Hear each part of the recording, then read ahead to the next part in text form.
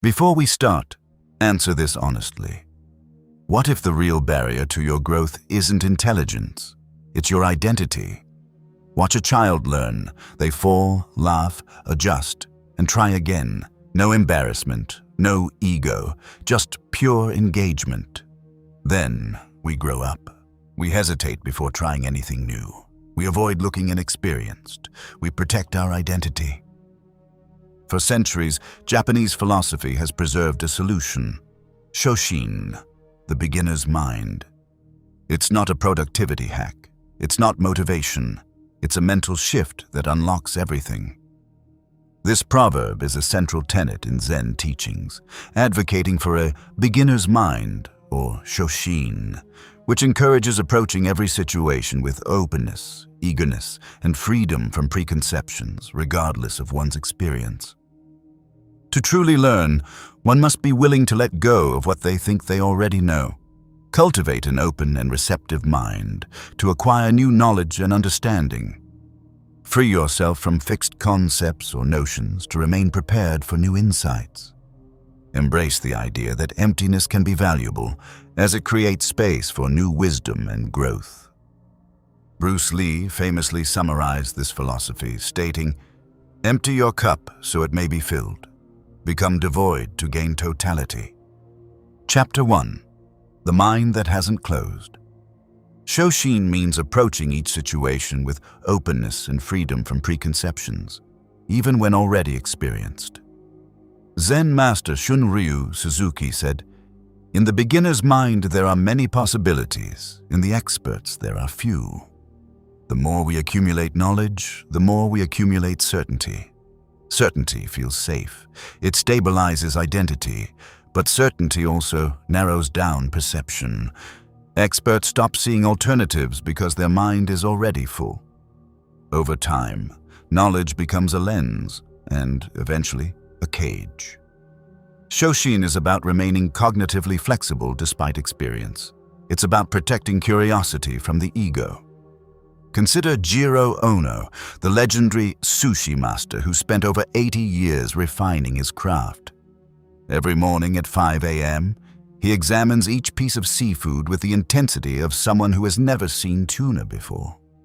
These assessments he's made millions of times, yet his focus never wavers. He is genuinely curious about this particular fish on this particular morning. When asked about mastery after 8 decades, he did not claim a rival. He said, "I'm still learning."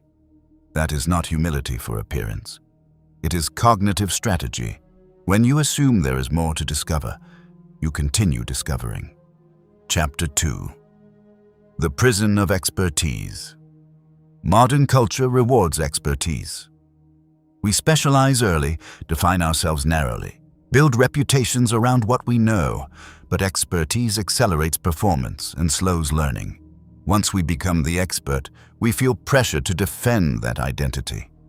We avoid basic questions that might undermine our authority. We resist mistakes that threaten our status. We stay within domains where we already appear capable. This is where growth stops. Not because we lack capacity, but because we fear the vulnerability of not knowing. Here's the counterintuitive part. A 2022 Stanford study found that experts who regularly admitted knowledge gaps were rated as more credible, not less. Their authenticity created trust. The brain remains plastic well into later life. Adults in their 70s can develop new skills and create new neural pathways. The biological capacity to learn doesn't disappear. What disappears is our tolerance for not knowing. The Japanese never separated mastery from humility. They built entire systems to protect it. This is cultural architecture designed to sustain growth across a lifetime. Chapter 3. Shuhari. The 3 stages of mastery. Shuhari describes 3 stages that protect against premature ego attachment. Shu, beginner. Follow these rules precisely. Copy them. Imitate them. A martial artist repeats the same kata hundreds of times. A calligrapher practices 1 stroke for months. A sushi apprentice learns rice before touching fish. This is foundation building, admitting that those before you understood something you don't yet grasp. Intermediate. Question and adapt. You understand rules deeply enough to experiment. Personal style emerges. You see why principles exist and how they might be modified. Mastery. Transcend technique. Principles become internal. Creativity flows naturally. You're no longer thinking about rules. You're expressing them. But here's the secret. Even masters must return to Shu. Without that return, stagnation sets in. Innovation becomes repetition. Creativity becomes formula. The West treats mastery as a destination. Japanese philosophy treats it as a cycle. Continuous return to fundamentals with ever deeper understanding. Chapter 4. The Cultural System. Shoshin is reinforced by complementary Japanese principles. Kaizen, continuous 1% improvement, ensures progress doesn't rely on breakthroughs. Small refinements compound. When Dave Brailsford took over the failing British cycling team in 2003, he improved dozens of small variables. Seat aerodynamics, pillow quality, hand-washing protocols, tire pressure. Each change was 1%. Within 5 years, British cyclists dominated the Olympics. Kintsugi, repairing broken pottery with gold lacquer, reframes failure entirely. Instead of hiding cracks, Japanese artisans highlight damage, making it beautiful. When 15th century nobleman Ashikaga Yoshimasa broke his beloved tea bowl, he rejected invisible gluing and commissioned visible gold repair. The bowl became more valuable because its damage was now part of its story. Psychologically, Kintsugi says, mistakes are not evidence of inadequacy, they are visible records of refinement. Ikigai, your reason for being, sits at a point where what you love intersects with what you're good at, what the world needs, and what pays you. When learning aligns with purpose, curiosity sustains itself. Together, these create a cultural operating system preventing intellectual rigidity. Chapter 5. The Transformation Stories.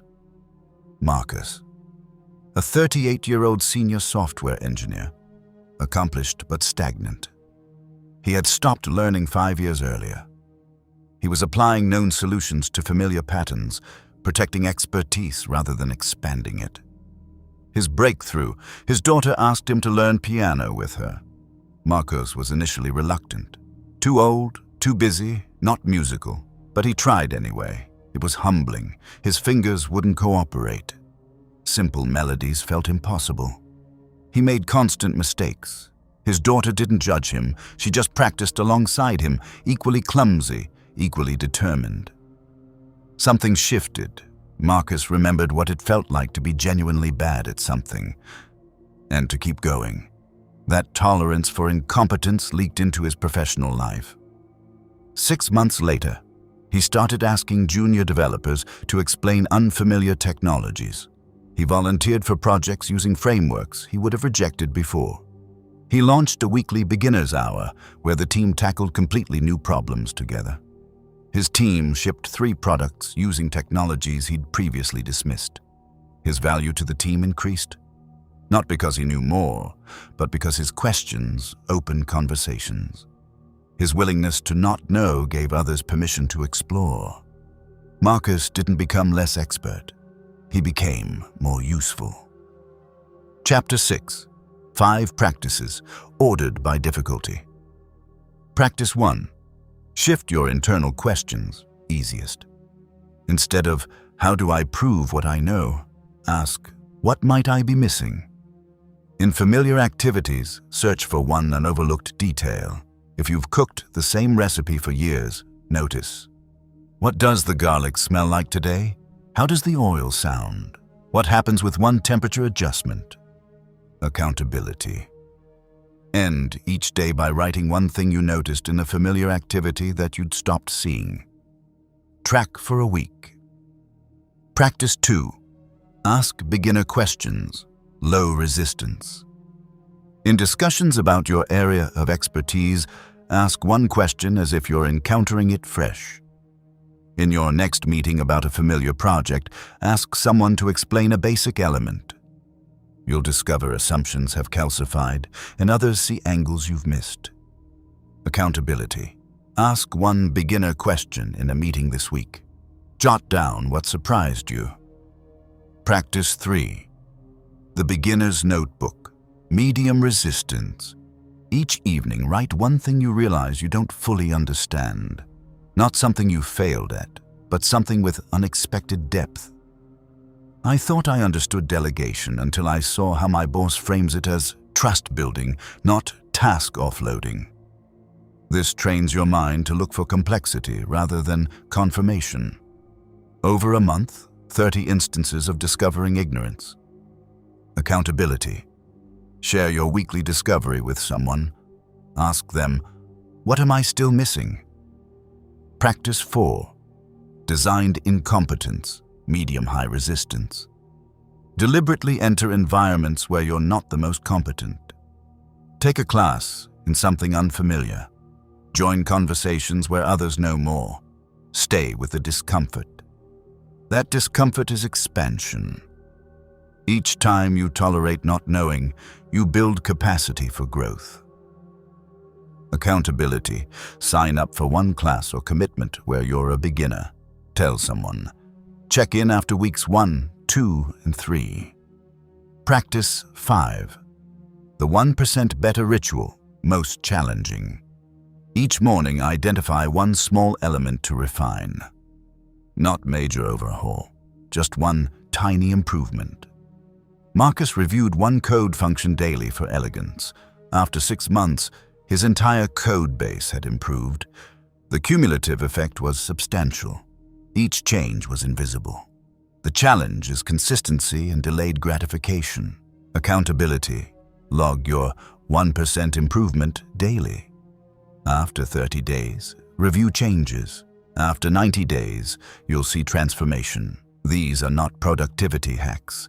They are identity adjustments. The goal is to remain internally unclosed. Your challenge starts today. Shoshin isn't abandoning expertise. It's approaching each moment, each conversation or problem, each skill, as though you're seeing it for the first time. Step 1. Pick one area where you think you already know everything. Your job, your hobby, your relationships, anything. Step 2. Choose one practice above. Start with the easiest if skeptical. Start hardest if you want real change. Step 3. Commit to 7 days, not a lifetime. 7 days of making these changes, implementing these practices. Step 4. Document what happens. Write it down. Notice what changes. People respond differently when you're genuinely curious instead of defending expertise. Problems solve when you stop assuming you already know the answer. Opportunities appear when you're open instead of certain. This is a mental shift. It starts when you decide to try. Come back in 7 days. Comment which practice you chose, what you expected, what actually happened, one insight you had. When you implement this, you prove it works. And when you share it, you help someone else realize they can too. Your move. Now drop a comment below and tell me which of these practices seems the most difficult to you or easy to apply. I read every single comment, and hit that subscribe button to catch the next secret to your own success. I will see you in the next video. Keep learning and keep growing.